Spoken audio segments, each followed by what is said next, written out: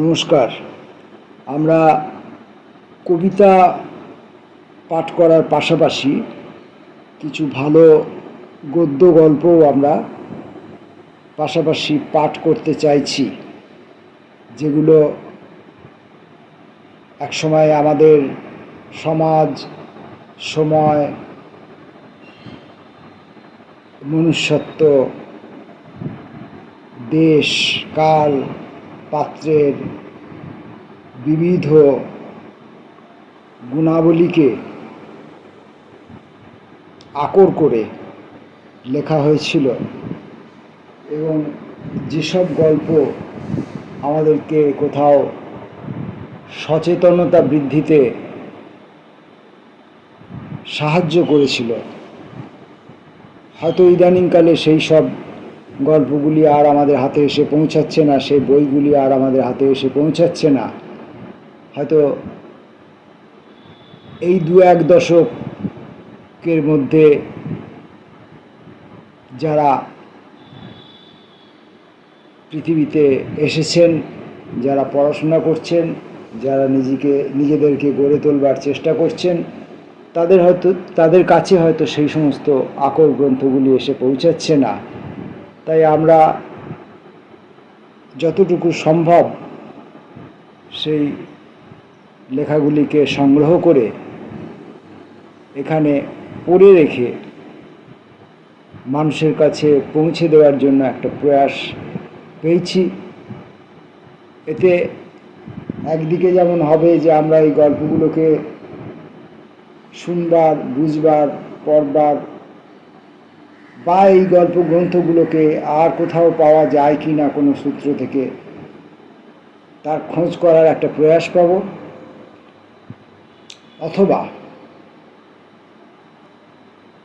অথবা আমরা নিজেদেরকে পাঠক হিসাবে, লেখক হিসাবে বারবার এগুলো পড়বার, শুনবার, ভাববার, চিন্তা করবার একটা অবকাশ পাব। সেই মনোবাঞ্ছা থেকেই আমরা এই গল্পগুলোকে পড়ছি। আজকে আমরা আবার মুন্সী প্রেমচন্দের একটি গল্প পড়ব। আজকের গল্পটির নাম কফিন।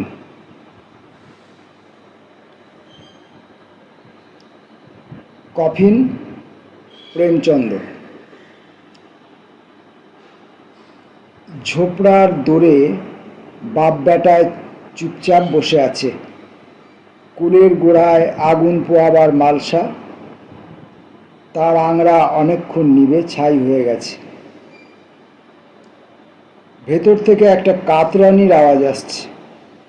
ছেলের জোয়ান বউ বুধিয়া প্রসব বেদনায় আছাড়ি পিছাড়ি খাচ্ছে। থেকে থেকে তার কলজে নেগড়ানো গোঙানি বাপ বেটার কানে আসছে। তারা কানে হাত চাপা দিচ্ছে, পাঁজরা চেপে ধরছে। শীতের রাত, বিশ্ব প্রকৃতি নৈঃশব্দের অতলে ডুবে আছে। সারাটা গ্রাম অন্ধকারে তলিয়ে গেছে। বাপের নাম ঘিসু। বলে, মনে হচ্ছে বাঁচবে না, সারা দিন তোলপাড় করেছে। যা না, একবার দেখে আয় না। ছেলে মাধব খিঁচিয়ে ওঠে, মরতেই যদি হয় তো তাড়াতাড়ি মরছে না কেন? দেখে কি করব? বাপ বলে, তুই তো বড় পাষণ্ড রে। বছরভর যার সঙ্গে সুখে স্বচ্ছন্দে ঘর করলি, তার ওপর একরত্তি মায়া নেই? তা কি করব? ওর ছটফটানি আর হাত পা চালা দেখে দেখা যায় না। এই চামার পরিবারের বদনাম সারা গায়ে। ঘিসু একদিন কাজ করে 3 দিন জিরোয়। মাধবটা এমন গতর খেকো যে আধ ঘন্টা কাজ করলে ঘন্টাখানেক ছিলিম ফুঁকবে। সেই জন্য ওদের কেউ ডাকে না। ঘরে এক মুঠো দানা পড়ে থাকতে ওদের কাজে বেরোতে নেই, মাথায় দিব্যি দেওয়া আছে। 2-4 সাঁঝ হরিমটর চিবোবার পর অগত্যা ঘিসু গিয়ে গাছে চড়ে, কাঠ টুকরো ভেঙে আনে। মাধব যায় সেগুলো বাজারে বেচতে। তারপর যতক্ষণ না সেই পয়সাগুলো ওড়ানো হচ্ছে ততক্ষণ এদিক ওদিক টোকলা সেধে বেড়াবে। গ্রামে কাজের অভাব হয় না, চাষার গ্রাম, খেটে খাওয়া মানুষের হাজার রকম কাজ আছে। কিন্তু নিতান্ত কাজের চাপে মজুর মুনিশের টানাটানি না পড়লে ওদের বাপ বেটাকে কেউ ডাকে না। নেহাত দায় ঠেকলে একজনের কাজ দুজনে করবে, জেনে শুনেও যখন তাতে রাজি হতে হয় তখনই বাপ বেটার ডাক পড়ে।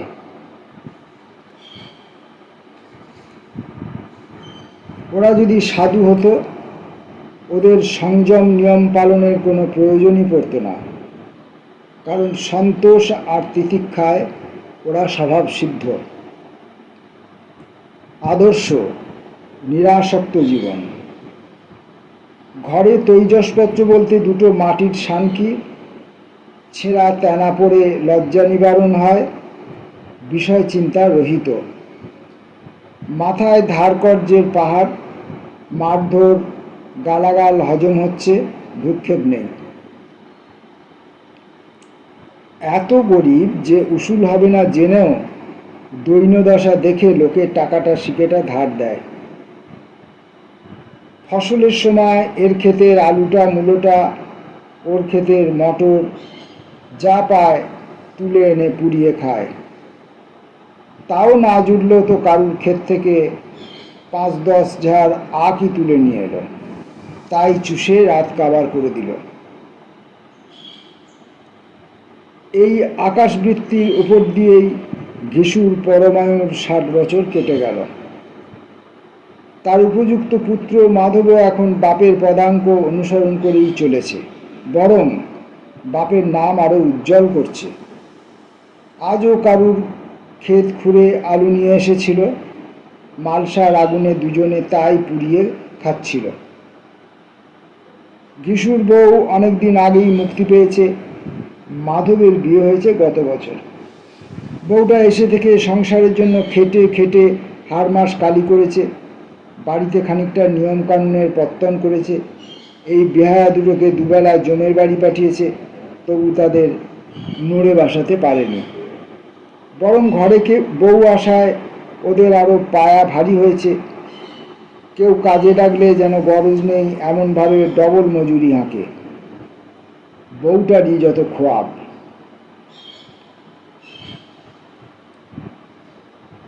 ঘরের ভেতর মেয়ে ছেলেটা প্রসব যন্ত্রণায় কাতরাচ্ছে, গোঙাচ্ছে, কাটা ছাগলের মতো আছাড় ফিছাড় খাচ্ছে।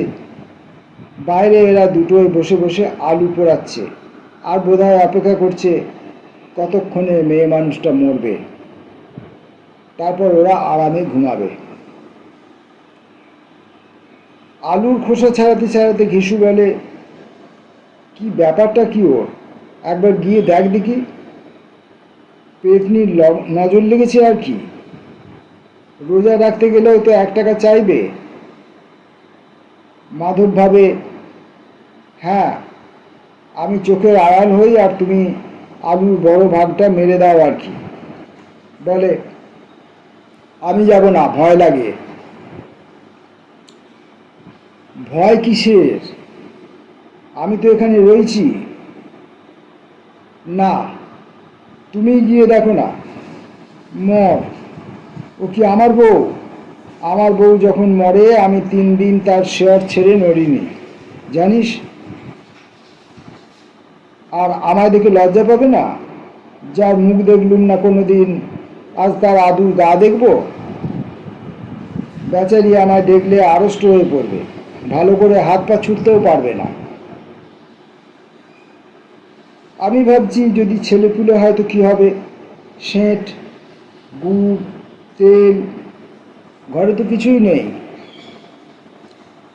ওসব এসে যায় রে, ভগবান দিয়ে দেয়। আজ যে একটা সে দাম ঠেকাচ্ছে না, কাল দেখবি সেই যেচে এসে টাকা সাজছে। আমার নটা ছেলে হয়েছে, ঘরে কানাকড়িও ছিল না, ভগবান ঠিক ঠেকা পার করে দিয়েছেন। পাঠক এদের ধরন ধারণ দেখে আশ্চর্য হবেন না, কারণ ভেবে দেখুন এ সমাজে এটাই সম্পূর্ণ স্বাভাবিক। এখানে যারা অষ্টপ্রহর খেটে মরছে তাদেরও নাভিশ্বাস উঠছে। ঘিসু মাধবদের থেকে তাদের হাল কিছুমাত্র ভালো না। এখানে যারা চাষ করে সমাজের মুখে অন্ন তুলে দেয় তারা খেতে পায় না, আর যারা চাষাদের ভোগা দিয়ে তাদের মাথায় কাঁঠাল ভেঙে খায় তারা সম্পন্ন গৃহস্থ। বরং আমি বলবো ঘিসু কিষাণদের তুলনায় ঢের বেশি বুদ্ধিমান, তাই নির্বোধ শ্রমজীবীদের পালে না পড়ে মতলববাজ বৈঠকীদের দলে গিয়ে ভিড়েছে। তবে হ্যাঁ, বৈঠকবাজদের কায়দা কানুন শিখবার সুযোগ ছিল না তার। তা থাকলে গাঁয়ের মুখিয়া মোড়ল হয়ে বসত, গাঁ শুদ্ধ ইতর্জনের পেন নাম পেত। তা না থাক, তবু তার তো একটা সান্ত্বনা যে যতই লক্ষ্মী ছাড়া দশা হোক, চাষাদের মতন খেটেও মরছে পেটেও মরছে তা তো নয়। আর তার ধন নিয়ে নেপোড়া দই মেরে যেতেও পারছে না। দুই বাপ বেটায় মালসা থেকে আধপোড়া আলু বের করে আগুন আগুন খাচ্ছে, জুড়োতে তর সইছে না। কাল থেকে পেটে দানা পড়েনি, জিভ পুড়ে যাচ্ছে। খোসা ছাড়ালে আলুর উপরটা তেমন গরম লাগে না, কিন্তু দাঁতের চাপ পড়তেই ভেতরের আগুন গরম শ্বাস জিভ টাগরা আলজিভ পর্যন্ত পুড়িয়ে খাক করে দেয়। আবার সেই আংরা মুখে না রেখে পুড়ে পেটে পুড়ে দেওয়ায় সব দিক দিয়ে শ্রেয়। পেটে তলিয়ে গেলে সেখানে ঠান্ডা করার অনেক যন্ত্র আছে, তাই বাপ বেটা গপ গপ করে গিলছে। অবশ্যই আগুন গেলার প্রতিযোগিতায় চোখ দিয়ে জল বেরিয়ে যাচ্ছে। খেতে খেতে ঘিসুর অনেক কালের পুরনো কথা মনে পড়ছে। বছর 20 আগে জমিদার বাবুর বিয়েতে বরযাত্রী খেয়েছিল। ওরকম নেমন্তন্ন লোকে জীবনভর ভুলতে পারে না। বলে সে কি ভোজ, জীবনে আর অমনটি খেলুন না। কন্যাপক্ষ সবাইকে পেট ভরা পুরি খাইয়েছিল, ছোট বড় সবাইকে, খাঁটি ঘিয়ে ভাজা, তার সঙ্গে 3 রকম শাক ভাজা, একটা রসা রসা তরকারি, আর চাটনি রায়তা দই মিষ্টি। আহা, সে কি আস্বাদ, তোকে কি বলবো। যা খুশি চাও, যত খুশি খাও, মানা করবার কেউ নেই। আর লোকে টেনেওছে তেমনি, এমন খেয়েছে যে জল খাবার জায়গা নেই। পরিবেশন করছে তো করছেই, বারণ করলে শুনছে না, হাত চেপে ধরলে হাত ছাড়িয়ে নিয়ে পাতে দিয়ে যাচ্ছে। গরম গরম গোল গোল সুগন্ধি কচুরি, মুখ ধুয়ে উঠতেই এলাচ দেওয়া পানের খিলি। কিন্তু পান খাবে কে? আমি তো দাঁড়াতেই পারছি না। চট করে গিয়ে কম্বল পেতে শুয়ে পড়লাম। আহা, কি দিলদরিয়া মানুষ। মাধব মনে মনেই খাবারগুলো চেখে নেয়, বলে আজকাল আর কেউ অমন ভোজ খাওয়ায় না। এখন কে খাওয়াবে? সে কালই নেই।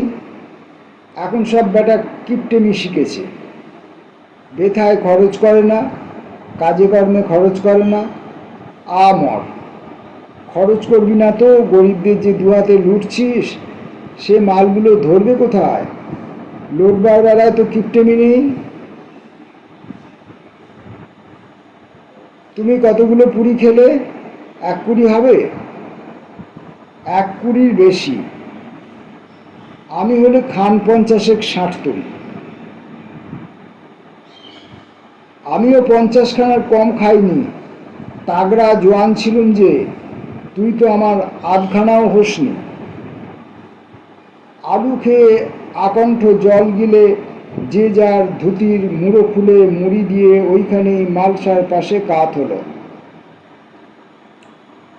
হাঁটু দুটো পেটের মধ্যে সেঁধিয়ে দিয়ে এমন করে পড়ে রইল যেন দুটো বড় বড় ময়াল সাপ কুণ্ডুলি পাকিয়ে শুয়ে আছে। ওদিকে বুধিয়া সমানে কাতরাচ্ছে।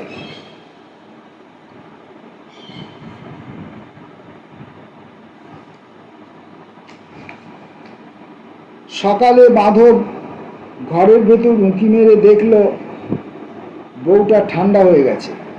মুখের দুপাশে মাছি ভনভন করছে, পাথরের মতন চোখ দুটো শিবনেত্র হয়ে রয়েছে, সর্বাঙ্গ ধুলোয় মাখামাখি। বাচ্চাটা পেটের মধ্যেই মরে রয়েছে। মাধব দৌড়ে বেরিয়ে এসে বাপকে ডেকে তুলল। তারপর দুজনে মিলে গিয়ে গলা ফাটিয়ে হাহাকার করতে আর বুক চাপড়াতে লাগলো। মরা কান্না শুনে পাড়ার লোক ছুটে এলো। চিরাচরিত প্রথমত তারা বাপ বেটাকে সান্ত্বনা দিতে লাগলো। কিন্তু বেশি কাঁদা কাটার সময় নেই।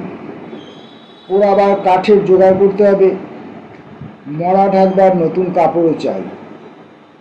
পয়সা করি, বরং শকুনির বাসায় খুঁজলে মাংস পাওয়া যাবে, কিন্তু এদের বাড়িতে একটাও পয়সা বেরোবে না।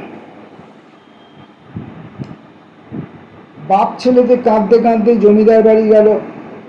নচ্ছার দুটোর মুখ দেখলে তার পিত্তি জ্বলে যায়। কাজ করতে ডাকলে টিকিট দেখা পাওয়া যায় না, চুরি করতে ওস্তাদ। ঘা কত দিয়েছেন এর আগে কবার। জিজ্ঞেস করেন, কি রে ঘিসুয়া, কাঁদিস কেন? আজকাল তো ডুমুরের ফুল হয়েছিস, আর এ গায়ে থাকবি না বুঝি? ঘিসু মাটিতে মাথা লুটিয়ে চোখে জল ভরে বলে, কি বলবো হুজুর, আমার বড় বিপদ। মাধবের স্ত্রী কাল রাত্রিরে স্বর্গবাস করেছে। রাতভর যন্ত্রণা পেয়ে গেছে। আমরা দুজন সারা রাত ঠায় শেয়ারে বসে ওষুধ বিশুধ যদ্দূর পেরেছি করেছি, কিন্তু হায় হায় মালিক দাগা দিয়ে চলে গেল। দুটো ফুটিয়ে দেওয়ার কেউ রইল না। সর্বনাশ হয়ে গেল, ঘরটা শ্মশান হয়ে গেল। গোলামের আপনিই মা বাপ, আপনি ছাড়া কার ধরে দাঁড়াবো? ঘাটের দায় সারতে পারবো না হুজুর। হাতে খুদ কুড়ো যা সম্বল ছিল হাত খালি করে চিকিৎসা করেছি। এখন আপনি দয়া করলে তবে ঘাটে তুলতে পারি। জমিদার দয়ালু ব্যক্তি, কিন্তু ঘিসুর উপর দয়া করা মানে ভস্যে ঘি ঢালা। একবার ভাবলেন বলি, দূর হয় এখান থেকে আরামজাদা বদমাস, ডেকে ডেকে পাওয়া যায় না। আজ গরজে পড়ে দৌড়ে এসেছে খোসামত করতে, নাচ্ছার কোথাকার। কিন্তু মানুষের শোকের সময় শক্ত কথা বলা যায় না। রাগ মনে চেপে রেখে 2 টাকা ফেলে দিলেন, ওর দিকে চেয়েও দেখলেন না। জমিদার স্বয়ং 2 টাকা দিয়েছেন, কাজেই গ্রামের বেনে মহাজনরা ফেরায় কোন সাহসে? ঘিসু জমিদারের নামে ট্যাটরা পিটতেও ভালোই জানে। কেউ 2 আনা দিলে, কেউ 4 আনা দিলে। ঘণ্টাখানেকের মধ্যে ঘিসুর ট্যাঁকে 5 টাকার মতন জমা হলো। কোথাও থেকে কাঠের জোগাড় হলো, কোথাও থেকে তেলের। দুপুরবেলার ঘিসু আর মাধব বাজারে গেল ঘাট কাপড় কিনতে। এদিকে আর 5 জন গেল মাচার বাঁশ কাটতে। গাঁয়ের কোমলমতি মেয়ে ছেলেরা দলে দলে এসে সব দেখে গেল। 2-4 জন 2-4 ফোঁটা চোখের জল ফেলে গেল। বাজারে এসে ঘিসু বলল, হ্যাঁ রে মাধব, কাঠরা যা পাওয়া গেছে তাতেই দাহ হবে তো? মাধব বলে, হ্যাঁ হ্যাঁ, কাঠ অনেক আছে, এখন শুধু বাকি কাপড় কেনা। ঘিসু, চল তবে একটা পাতলা গোছের কফিনের কাপড় কিনে ফেলি। হ্যাঁ, যা হোক একটা হলেই হলো। লাশ উঠতে উঠতে রাত হয়ে যাবে, রাত্রিরে কাপড় কে দেখছে? কি বেয়ারা নিয়ম বাপু! বেঁচে থাকতে ছেঁড়া টেনা তাই একটা জোটে না যে গা ঢাকবে, মলেই এমনি নতুন কাপড় চাই। কফিনের কাপড় মরার সঙ্গেই চিতায় উঠবে তো? না তো কি, তোর জন্য তুলে রাখবে? ছ্যা, এই 5 টাকা আগে পেলে বউটাকে ওষুধ কিনে দেওয়া যেত। ওরা দুজনেই দুজনের মনের কথা টের পায়। খানিক কাপড়ের বাজারে টহল মারে, এ দোকান ও দোকান করতে থাকে। রং বেরঙের রেশমি শাড়ি, রকমারি সুতি বস্ত্র ঘুরিয়ে ফিরিয়ে দেখে, কিছুই পছন্দ হয় না। এই করতে করতে সন্ধে উতরে যায়। তখন কি এক অজ্ঞাত দৈবী প্রেরণার বশে দুজনে একটা পানশালার দোরে এসে দাঁড়ায়। তারপর যেন নির্ধারিত নিয়ম মাফিক সোজা ভেতরে ঢুকে পড়ে। ভেতরে গিয়ে কিছুক্ষণ দুজনে চুপচাপ দাঁড়িয়ে থাকে। তারপর ঘিসু সুরির গদির কাছাকাছি গিয়ে বলে, সাহুজি, এদিকে 1 বোতল। ছাঁকা তেলে ভাজা মাছের চাট আর চানাচুর আসে, বোতল আসে। বাপ বেটায় রকে বসে পরম শান্তিতে ঢুকে ঢুকে পান করে। ঢক ঢক করে কয়েক ভাঁড় সাবার করার পর দুজনের বেশ একটা মৌতাতের আমেজ এলো। ঘিসু বলল, মরাটাকে কফিনে মুড়ে লাভটা কি খামোকা? কাপড় তো বইয়ের সঙ্গে যাচ্ছে না, চিতায় পুড়ে ভস্ম হয়ে যাবে। মাধব আকাশের দিকে তাকিয়ে সম্ভবত নিজের সততার বাবদ দেবতাদের সাক্ষী মেনে বলে, দুনিয়ার দস্তুর, নইলে লোকে বামুনকে এত 1000 টাকা দেয় কেন? পরলোকে কি পায় না পায় কে দেখতে গেছে? বড় লোকদের টাকা আছে, তারা ফুঁকে দিকে, আমাদের মতো মানুষরা টাকা কোথায় পাবে?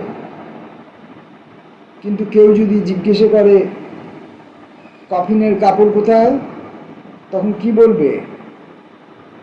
ঘিসু হাসে, আরে দূর, তুইও যেমন, বলে দেবো ট্যাগ থেকে কোথায় পড়ে গেছে, কত খুঁজলুম পাওয়া গেল না।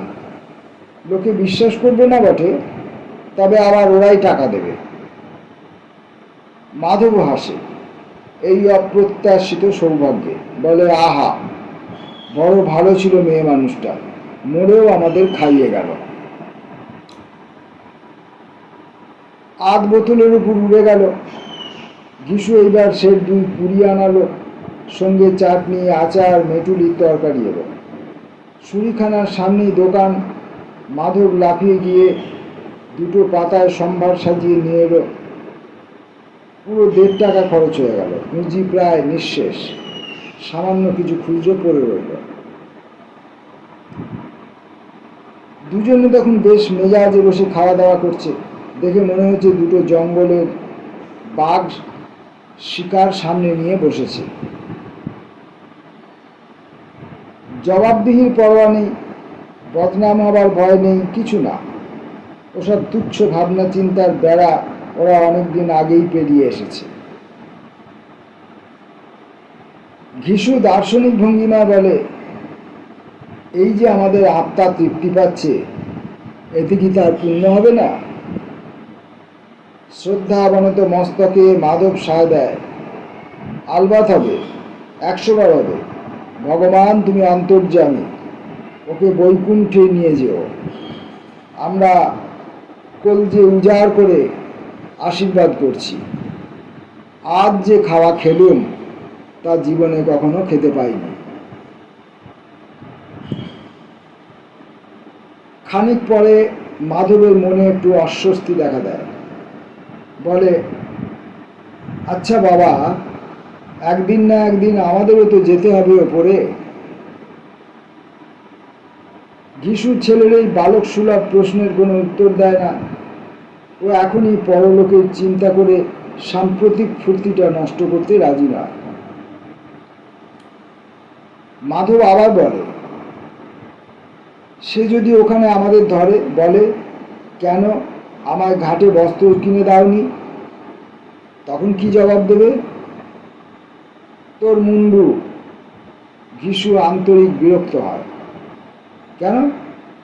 জিজ্ঞাসা করতে পারো না? নিশ্চয় পারে। কে তোকে বলেছে যে ঘাট বস্ত্র জুটবে না? তুই আমাকে এতই গাধা বলে ঠাউরেছিস? 60 বছর ধরে আমি ঘোড়ার ঘাস কেটেছি। কফিন ঠিক আসবে, বেশ ভালো কাপড়ের কফিন হবে, দেখিস। মাধবের বিশ্বাস হয় না। বলে, কোত্থেকে হবে? টাকা তো ফুঁকে দিলে, তোমায় তো কিছু বলবে না। ওর শীতে সিঁদুর দিয়েছি আমি, ধরলে আমায় ধরবে। যিশু তপ্তস্বরে বলে, আমি বলছি কফিনের ব্যবস্থা হবে, তবু তোর ভরসা হচ্ছে না।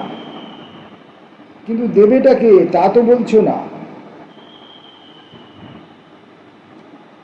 যারা এখন দিয়েছে তখনও তারাই দেবে, তবে হ্যাঁ, এবার আর তোর আমার হাতে দেবে না। অন্ধকার গাঢ় হচ্ছে, তারাদের দীপ্তি আরও তেজালো হচ্ছে, সেই সঙ্গে সুরিখানার রং তামাশাও বাড়ছে।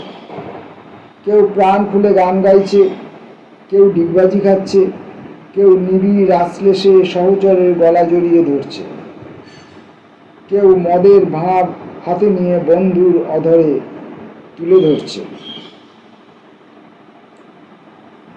গোটা পরিবেশটা নেশায় ভরপুর, মৌতাতে মশগুল। এখানেও নিঃশ্বাসে নেশা। মাতাল হতে বেশি মদের দরকার হয় না। কারুর কারুর এক চুমুকেই কাজ হচ্ছে। জীবনের ব্যর্থতা এখানে হাতছানি দিয়ে আনে। খানিকক্ষণ বাদে লোকে ভুলে থাকে বেঁচে আছে কি মরে গেছে, নাকি বেঁচেও নেই মরেও নেই। বাপ বেটায় খুব আয়েশ করে চুমুক দিচ্ছে। এখন সমবেত সকলের নজর ওদের ওপর। ওরা বড় ভাগ্যবান, পুরো বোতলটা মাঝখানে রেখে বসে আছে। ভরা পেটে মাধব সদাশিব। একটা ভিখিরি বহুক্ষণ ধরে ললুর চোখে ওদের দিকে চেয়ে দাঁড়িয়েছিল। পাতায় কখানা পুরি পড়েছিল। মাধব এবার পাতাটা শুদ্ধ তার হাতে ফেলে দেয়। দানের গৌরব, ঔদার্যের উল্লাস, জীবনের এই প্রথম অভিজ্ঞতা মাধবকে স্ফীত করে তোলে। যিশু বলে, নে যা, খুব করে খা আর আশীর্বাদ কর। যার দৌলতে খেলি সে তো মরে গেছে, তবে তোর আশীর্বাদ তার কাছে নিশ্চয় পৌঁছাবে। মন ঢেলে প্রাণ ঢেলে একবার আশীর্বাদ কর দেখি বাবা। বড় কষ্টের ধন রে বাপ। মাধব আবার আকাশের দিকে তাকায়, বলে, বউটা আমার বৈকুণ্ঠে যাবে গো বাবা, বৈকুণ্ঠে রানী হবে। যিশু আর বসে থাকতে পারে না, উঠে দাঁড়ায়, অফুরন্ত উল্লাসের প্রবাহে সাঁতরাতে থাকে। বলে, হ্যাঁ বাবা, যাবে বই কি, বৈকুণ্ঠে তো যাবেই। কাউকে দুঃখ দেয়নি, কাউকে ভোগায়নি, নিজে মরতে মরতে আমাদের জীবনের সব অপূর্ণ লালসা পূর্ণ করে দিয়ে গেছে। সে পুণ্যবতী যদি বৈকুণ্ঠে না যায় তো কোথায় যাবে? পেট মোটা বড়লোকগুলো, যারা দুহাতে গরিবের গলা টিপে তার রক্ত চুষে খায়, আর পাপ ধোবার জন্যে গঙ্গায় নাইতে যায় আর মন্দিরে ভোগ চড়ায়, তারা যাবে। কিন্তু মাতালের বৈশিষ্ট্য হলো মুহুর্মুহু ভাব পরিবর্তন। শ্রদ্ধা, গৌরব, হর্ষ, পরের মুহূর্তেই বদলে গেল। এবার ভগ্ন আশা আর বিষাদের পালা। কিন্তু বাবা, মাধব কাঁদো কাঁদো হয়ে ফিস ফিস করে বলতে থাকে, বেচারি সারা জীবন বড় কষ্ট পেয়ে গেছে, আহা হা হা, কি যন্ত্রণায় ভুগে ভুগে মরেছে, ও হো হো হো। কেঁদো না বাবা, ঘিসু ছেলেকে ভোলায়। এই মায়াজাল ছিঁড়ে সব জঞ্জাল মুক্ত হয়ে সে যে চলে যেতে পেরেছে, এই ভেবে খুশি হও। আহা, বড় ভাগ্যবতী, পুণ্যময়ী মা আমার, তাই এত তাড়াতাড়ি মায়ামোহে বন্ধন কাটাতে পেরেছে। বাপ বেটায় দাঁড়িয়ে দাঁড়িয়ে বৈরাগ্যের গান গায়, ঠগিনী কো নৈনা ঝমকাবে। তাদের চারপাশে পান রসিকের দল মুগ্ধ কৌতূহলে তাদের দিকে তাকিয়ে মত্ত মগ্ন পিতা পুত্র বৈরাগ্য গাথা গাইতে থাকে। তারপর গানে কুলোয় না, নাচ শুরু করে। সে কি উদ্দাম নর্তন, লম্ফ ঝম্ফ কূর্দন পতনের উন্মাদনা। তারপর কিছুক্ষণ চলে রঙ্গ অভিনয়ের পালা। ভাবের ঘোরে মাতোয়ারা হয়ে ওঠে দুজনে। শেষ পর্যন্ত অতিরিক্ত নেশার ঝোঁকে অবশ হয়ে বাপ বেটায় সুরিখানায় মেঝে গড়িয়ে পড়ে, ওখানেই পড়ে থাকে।